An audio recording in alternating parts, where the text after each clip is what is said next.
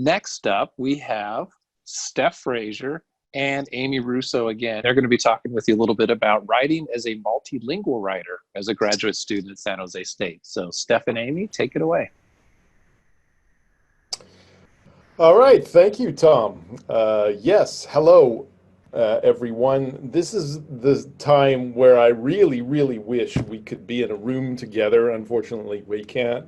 There's so many of you, there's almost 300 of you, because I'd love to see a show of hands of people. Don't do it right now, but I would be able to see a show of hands of people who are coming from another country and perhaps have a different language as their first language. And that is partially who we're talking to during this segment. However, I would also like to point out that before we start, that learning to write in a new discipline is, in a lot of ways, learning to write in a new language, even if you come from English and you're just continuing with English. Sort of like what Tom said earlier on, new genre expectations and conventions in the discipline make it almost like you're learning a new language.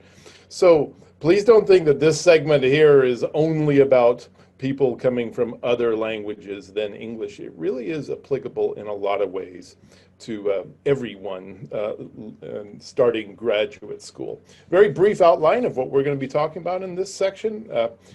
Amy's going to talk about how language is used differently in different contexts, and writing is no different. Writing is also used differently in different contexts.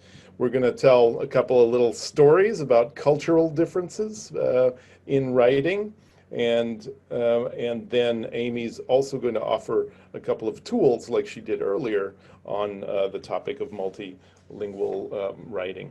And yeah, that's basically what we're going to spend the next 15-20 minutes about. So Amy, I believe it's on to you. Thank you very much, Steph. So I'm actually quite excited because I get to share one of my favorite graphics I've ever found for a slide presentation. So if you will humor me. This is the graphic that I really like when I'm thinking about language use, that we communicate to different kinds of people all the time in our daily lives. Like how you talk to your boyfriend or girlfriend is not the same way as you talk to your teacher or to your mom or to your friend, or if you're trying to like talk smack to a rival basketball team. All of these require different forms of communication in order to kind of meet the expectations of our audience. So like you might tell your girlfriend like, hey babe, how are you doing? This is probably not the same way that you would greet your mom or your teacher. That different words, different grammar structures, even just different topics, like how you sound and what you talk about will likely differ a lot depending on who your communication partners are and what you're trying to communicate. As Steph and Tom and Michelle have all been talking about, writing also has these kind of built-in expectations. Like how you write a mystery novel is not the same way as you write a dating profile or an engineering thesis or a research grant. All of these are really different. So imagine if your mystery novel was written like an engineering master's thesis, and you find out in sentence number 3 who committed the murder. Likely as a reader, you'd be going like, what's happening? This is a bad mystery novel. I already have solved the mystery, because our expectations as readers haven't been met. In the same way, if we look at the engineering thesis paper, if we write that like a mystery novel and they're like, does this help treat cancer? I don't know. What do you think? Again, our genre expectations, our reader expectations are not being met, so we likely will not pay as much attention if those expectations aren't attended to.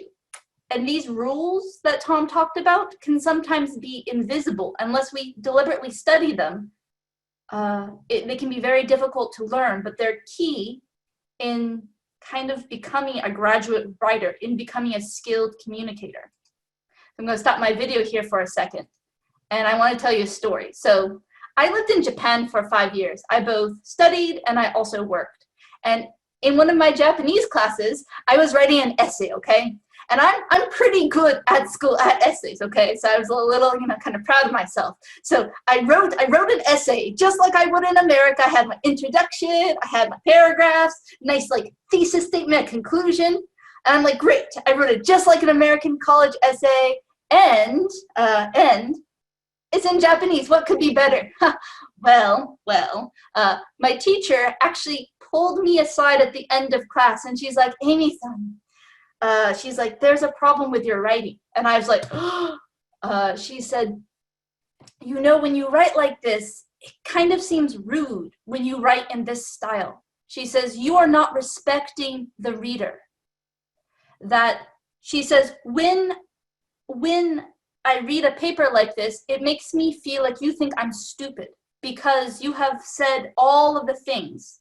So in Japanese writing, I learned it's much more 50-50 between the reader and the writer, the responsibility both for like understanding, but also for keeping track. But on the other hand, American college essays is completely different. It's 100% the writer's responsibility to be understood. In general, in like, okay, maybe not creative writing, but in like research-based STEM, social studies kinds of writing, it's the writer's job to be clear. And if you haven't been completely clear, then you haven't done your job. You have to keep working. So that was completely different than the Japanese expectations. And what would have been a good American paper was not a good paper in Japan. And that really blew my mind, to be honest, that it could be so different. And those are those readers' expectations, right? Different contexts, different cultures, different languages have different kinds of explanations. And Steph has a great story to continue our topic here. Yes, thank you, because when Amy and I were talking about that, and Amy told me that story, I was reminded of a student that I had years ago. I have taught English as a second language for longer than I want to mention. And years ago, I had a student from Japan. I was teaching at San Francisco at the time, and he was an international student, had just arrived, and my assignment was a letter of introduction to an employer. And when I read his letter of introduction, my impression of it was that it was very, very humble, too humble, in fact. I think, not to overgeneralize, but I think in American-style writing, an American-style letters of introduction, you really are, especially to an employer, you really are expected to sell yourself, to talk about how good you are in certain ways. It's not always easy because some people don't really like to talk about themselves too positively. But that was one of the issues that this student had, because I believe in Japan it would have been much, much more, it would have been, as Amy points out, probably rude to talk about yourself in such positive terms. And so that's a discussion that I had to have with that student in terms of different expectations of the genre in different cultures. And that's true not just between international cultures, but again, also between different genres themselves. As you say, mystery novels have a different expectation of your reader than lab reports. Okay, so how do we, what tools do we have to find those expectations, to explore them? Amy's going to talk a little bit more about that now. Great. So we'll be introducing a few more tools that you can use, again, starting from early in your career. And again, this is really echoing our first presentation, that writing begins actually as readers. So you are already, starting from this orientation, already a part of your academic communities, of your industries, that you are becoming a member that can start contributing. And the first step you do when you're entering or into a new field or learning to specialize further is to really become familiar with the different conversations and interests of that field. So you start collecting good models of writing. So these will likely be conference presentations, published articles, or if you're starting to look for jobs, you'll want to look for successful cover letters and resumes and even like interview tips. So whatever new context you want to write in, whether it's publishing an article, going to a conference, or getting a job, you want to collect those good models to study as a reader and try to reverse engineer. Start at a good example and then work backwards, figure out what they did and how. And one way you can do this, for example, if we have this research article here, you can look at different sentences. You can look for that academic language. So this first sentence begins, "This study addresses the gap by focusing on social media networking sites and their networking practices, particularly usage, perceived barriers, and measurement of effectiveness of SNS as a marketing tool." Even from this one sentence, we can learn quite a bit. If we look at this first part, addresses the gap.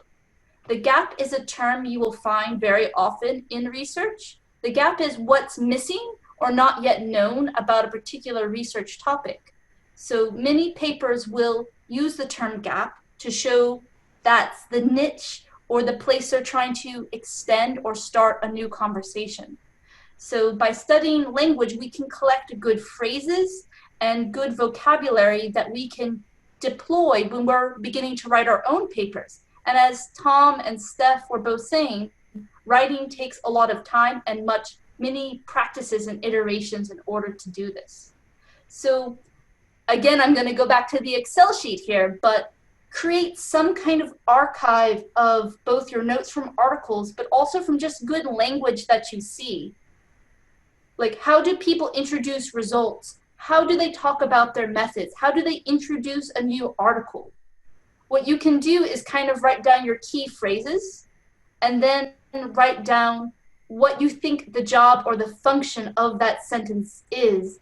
And this way your papers can start joining and start understanding those kind of invisible rules of genre, which will help make your ideas really strong and easy to understand in that particular context. Because as Steph was saying, context matters. And a great place you can do this and get help with this is at the Writing Center. You can have individual one-on-one appointments. We also have many specialized workshops and also handouts, including many that are attached to the module for where you will find these videos. I encourage you to look at them all and also to make those individual 45 online minute appointments with us this very semester. I'm going to pass it back to Steph here. Yes, thank you. And our final slide is going to talk about a couple of other suggestions that I personally have that have already been mentioned, and I'm really reiterating what Tom has already said and what Michelle and Amy have already explained, and that's just the suggestion number one.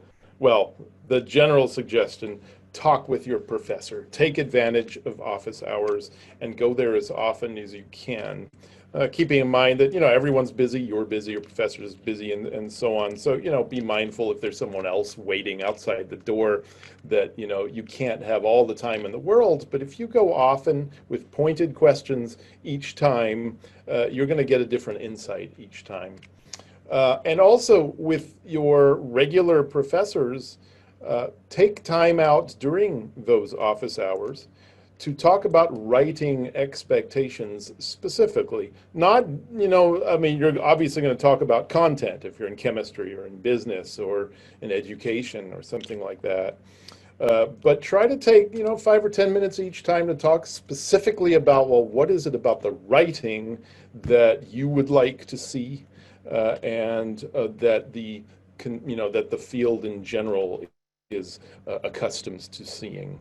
In other words, third bullet point, know your audience. If you're writing a paper for a class, is your audience your professor? Is it the other students in the class, your colleagues in class, or is it someone else? Ask that question directly. Who is my audience? And with other types of things, dissertations and theses and lab reports, figure out who your audience is and learn how to tailor your writing specifically to that audience. And most importantly, just find out from basically who the boss is in each one of your classes, and that is your professor, about what they expect.